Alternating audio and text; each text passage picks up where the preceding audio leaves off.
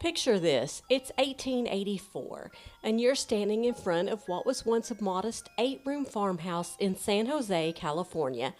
But something's different, very different, because this house is growing every single day. Hammers are pounding, saws are buzzing, and workers are adding rooms that lead nowhere, staircases that climb into ceilings, and doors that open onto empty air. Welcome to today's Dark Ledger, the Winchester Mystery House, a place I've been fascinated with for a very long time, a place where grief, guilt, and perhaps something more supernatural created one of America's most bewildering architectural puzzles. I'm talking about Sarah Winchester, and folks, her story is equal parts heartbreaking and absolutely fascinating.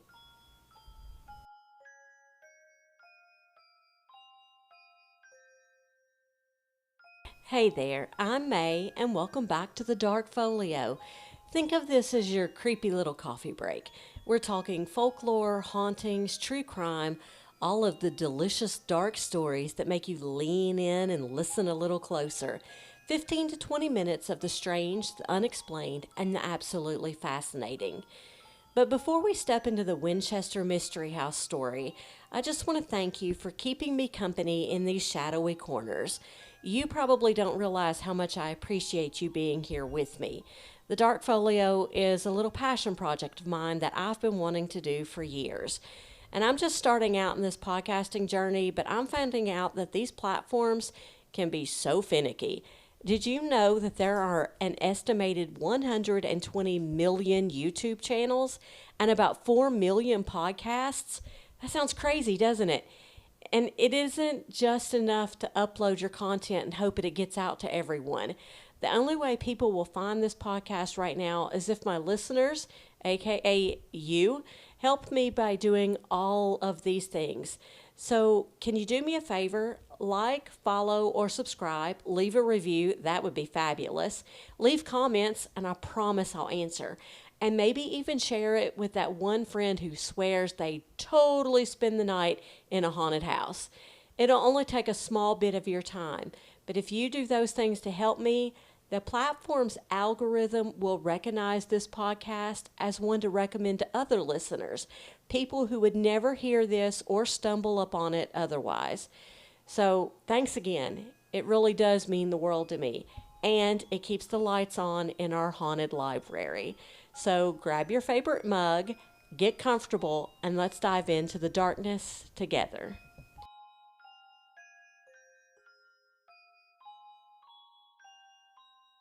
So let's start with Sarah Lockwood Pardee. Born in 1839, she was educated, well read, and spoke 4 languages. In 1862, she married William Wirt Winchester. Yes, that Winchester, as in Winchester rifles. The family fortune was built on firearms, and by all accounts, Sarah and William had a comfortable, loving marriage. But here's where the darkness creeps in, as it always does here on the Dark Folio. In 1866, their infant daughter Annie died of a wasting disease. It really just meant that they didn't know what was wrong. They used it as a diagnosis when someone experienced severe unexplained weight loss and general decline. Sarah was devastated, and then in 1881, her husband William died of tuberculosis, leaving Sarah a widow at just 42 years old. Now here's where the story gets interesting and where we need to separate fact from legend. According to popular folklore, and this is where I put on my skeptical hat as I usually do, Sarah supposedly visited a medium in Boston who told her that the family was cursed by the spirits of everyone killed by Winchester rifles.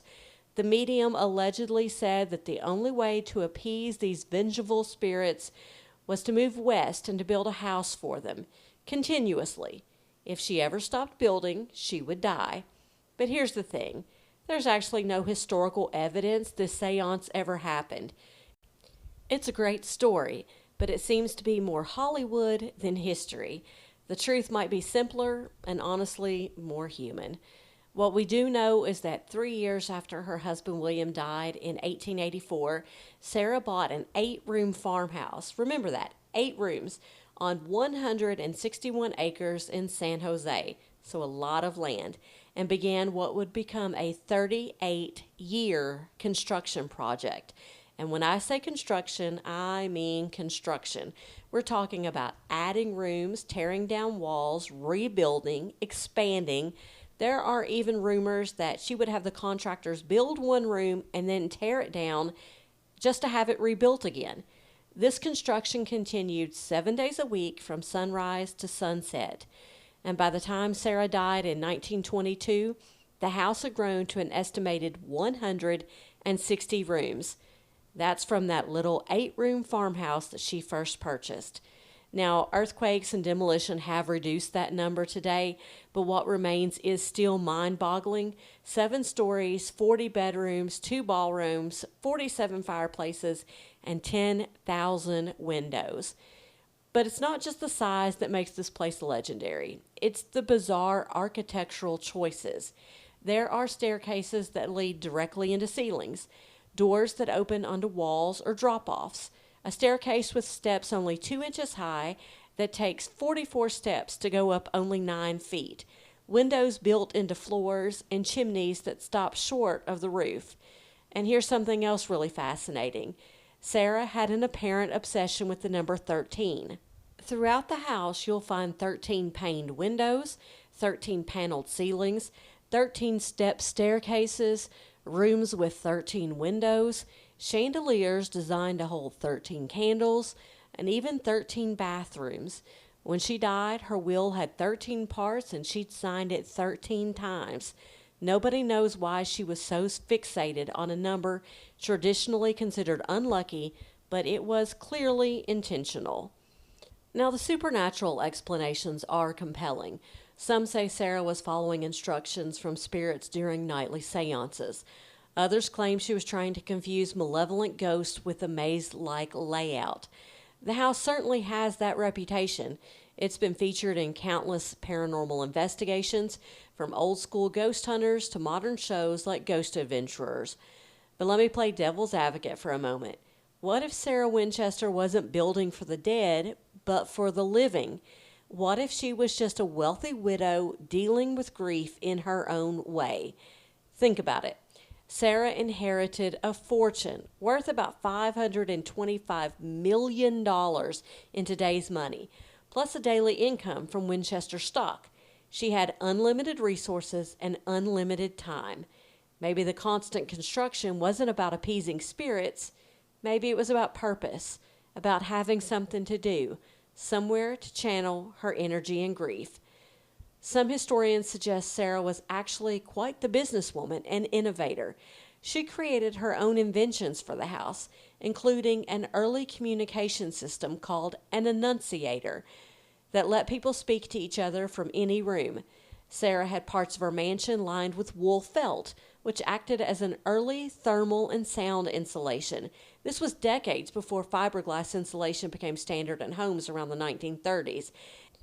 And she employed dozens of local workers for nearly 4 decades. That's a lot of steady employment during tough economic times. And here's something interesting that doesn't get mentioned nearly enough. Many of those bizarre architectural features might have practical explanations. The tiny steps on that famous staircase? Well, Sarah developed severe arthritis later in life. Those shallow steps would have been easier to navigate. And the doors that open onto walls, many were created when rooms were reconfigured after the 1906 San Francisco earthquake damaged the house. But then again, there are some things that are harder to explain away, like the seance room with its 1 entrance and 3 exits, or the fact that Sarah supposedly held nightly seances from midnight to 2 a.m., following the guidance of spirits on what to build next. Now, I've heard stories about workers being scared off by paranormal incidents during construction, or even deaths on the job site. But honestly, I can't find any real documented evidence of that. It seems like those tales might be part of the mythology that's grown up around the house over time, which, let's be real, that happens a lot with famous haunted places. What is documented is how abruptly everything ended. When Sarah died in her sleep on September 5th, 1922, the carpenters literally dropped their tools mid-project. They left half-hammered nails sticking out of walls, abandoned their workstations, and never came back. Whether that was just the natural end of their employment or something more, well, that is open to interpretation. And speaking of interpretations, here's something that might blow your mind if you're a scary movie fan like me. Stephen King based his 2002 miniseries Rose Red directly on the Winchester Mystery House. King first heard Sarah's story as a kid reading a Ripley's Believe It or Not comic book, and you can see all of those same elements in Rose Red. The wealthy woman compulsively building, the endless nonsensical construction, rooms that don't make sense, and a house that seems to develop its own malevolent personality. It's fascinating how Sarah's story has evolved from historical tragedy to modern horror inspiration.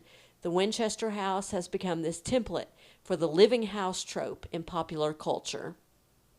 But let's dig a little deeper into some of the specific mysteries that make this place so captivating. That obsession with the number 13, well, it's everywhere, and I mean everywhere. We're not just talking about a few coincidental 13s. This was clearly intentional design. That famous 13-panel room has exactly what you'd expect by the name, 13 wooden panels lining the walls. There's a staircase that has 13 steps and then makes a 90-degree turn for another 13 steps. Some rooms have exactly 13 windows. There are chandeliers designed to hold exactly 13 candles, like I said, and that greenhouse outside, it has 13 cupolas on top. And here's where it gets really specific. It's been said that Sarah never slept in the same bedroom twice.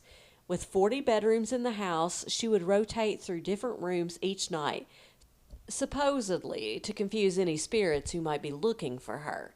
Some say this was just another manifestation of her cautious nature around the supernatural. I say there was something more to that, and I'll tell you my theory in a bit. And as I mentioned when she died, her will was divided into 13 sections, and she signed it 13 times. But let's add to the creepiness. Even her final seance, which allegedly happened the night before she died, supposedly lasted exactly 13 minutes. Now, 13 has traditionally been considered an unlucky number in Western culture. So why would someone supposedly trying to appease spirits choose to incorporate the unlucky number so extensively? It's one of those details that makes you wonder if there was something more personal, more meaningful to Sarah about that number that we will never understand. Let's talk about some of the other architectural oddities that the tour guides love to point out. There's the door to nowhere.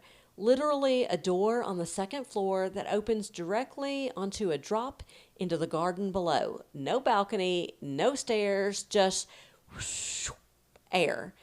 And there's the famous switchback staircase. It has 7 flights and 44 steps. But those steps are only 2 inches high.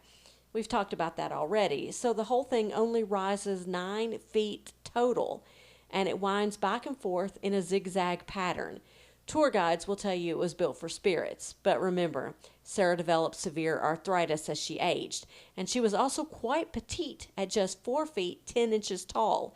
Those shallow steps would have been much easier for her to navigate than standard stairs. There's a window built into the floor of one room, which sounds spooky until you realize that it lets light into the room below, which is actually a pretty clever design.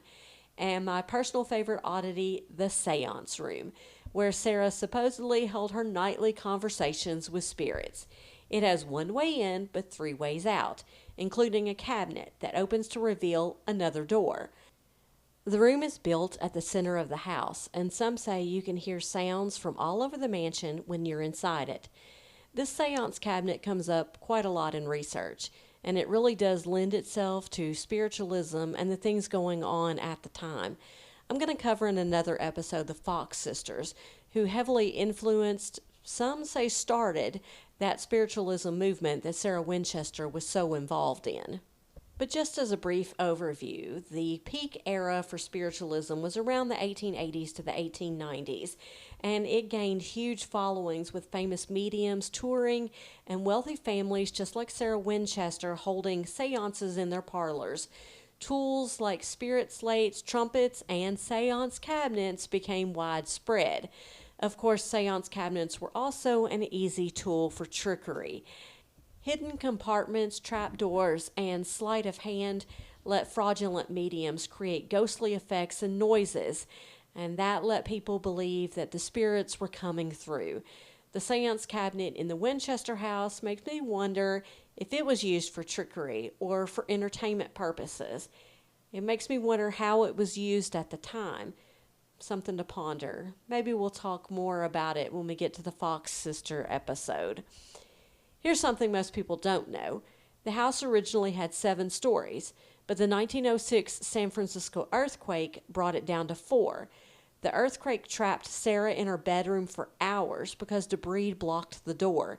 When she was finally rescued, she was convinced that the spirits were angry about the front of the house. So she had the entire damaged front section boarded up and sealed. To this day, there are rooms in that section that haven't been opened since 1906. And I mentioned before that it was rumored that Sarah never slept in the same room twice in a row again. Well, after that earthquake, Sarah moved her bedroom to the back of the house, but then she started moving to different bedrooms each night. She also became even more reclusive and superstitious about the front of the house, which she had boarded up permanently. Maybe it was some kind of PTSD, though, from this earthquake experience. I mean, it makes sense, right? If you were trapped in a room for hours after a horrible earthquake that demolished part of your house, maybe it would influence you and how you felt about parts of the house, including the room that you were trapped in, including the bedroom that you were trapped in. And maybe, just maybe, you may not want to stay in the same room ever again. And you can rotate every night when you have a house that large with that many bedrooms. The Winchester Mystery House has attracted some pretty famous visitors over the years. Harry Houdini came by in 1924, 2 years after Sarah's death. He called it a remarkable place, but he was apparently more interested in the craftsmanship than he was any supernatural elements. More recently, it's been featured on countless paranormal investigation shows. The Ghost Adventurers crew spent a night there, and they claimed to capture EVPs and experienced unexplained temperature drops.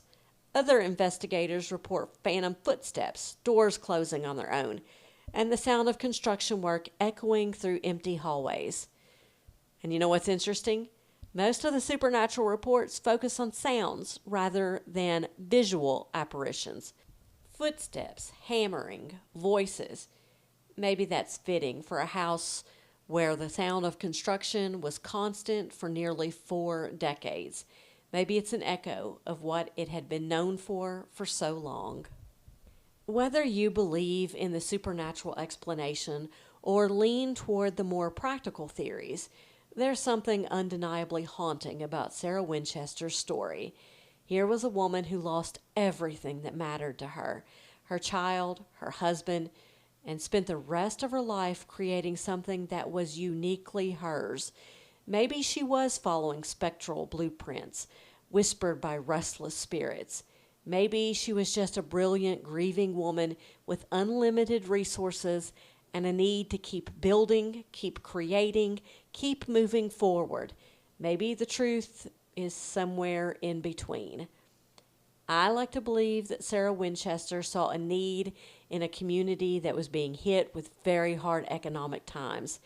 Everyone knows about the Great Depression, but there was a crisis called the Panic of 1893, one of the worst economic depressions in the U.S. history before the 1930s, before the Great Depression. Railroad bankruptcies and bank failures set off a chain reaction. Unemployment soared. Estimates say up to 18 to 20% of workers were jobless by 1894. Construction workers were especially hit hard. Many projects were stopped, wages fell, and day laborers often couldn't find steady work. The Depression of the 1890s dragged on until about 1897, so it was a long, grinding hardship. Maybe she missed her husband and child so much that when she saw these families in her community struggling, she did what she could do. She took her wealth and she provided years of support, income, paychecks. She helped put food on the table for families that she saw as an extension of her own, the family that she no longer had in this world.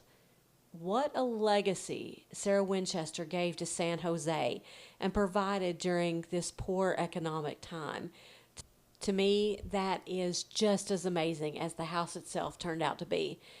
What we know for certain is that she took her secrets with her when she died in 1922, and the house she left behind continues to puzzle, fascinate, and inspire us more than a century later. Whether you believe in the supernatural explanation or the more practical one, there's something undeniably haunting about Sarah Winchester's story. Here was a woman who lost her child, her husband, and spent nearly 4 decades pouring her grief and fortune into this ever-growing, ever-changing house. Sarah died quietly in her sleep in 1922, and legend says the construction stopped that very day. The hammering that had echoed through San Jose for 38 years finally fell silent. I can only imagine how quiet it must have seemed to everyone that lived in the area. Today you can visit the Winchester Mystery House yourself. They offer daily tours, and yes, they have special flashlight tours for those brave enough to explore the maze-like hallways after dark. It is on my bucket list, and I will make it one day to see it in person. The address is 525 South Winchester Boulevard in San Jose, and trust me, all the pictures and all the videos I've seen make it look exactly as bizarre and fascinating as you would imagine. So what do you think? Was Sarah Winchester a grieving widow channeling her loss into endless construction? A savvy businesswoman ahead of her time? Or was she really following the instructions of restless spirits building an eternal sanctuary for the dead? Maybe the real mystery isn't why she built it. Maybe it's why we're all still captivated by her story more than a century later. Thanks for spending your coffee break with me today in the Dark Folio. Be sure to come back next week when we'll be opening the folio one of the most haunted homes in America, the Whaley House. If you've enjoyed wandering these haunted halls with me, don't forget to follow or subscribe. Leave a review, share the show with a fellow mystery lover, or even drop me a comment. I'd love to hear from you. And until next time, keep your eyes open, your coffee strong, and remember, the best mysteries are the ones that never quite let you go. I'm May. Keep that flashlight handy. Just in case.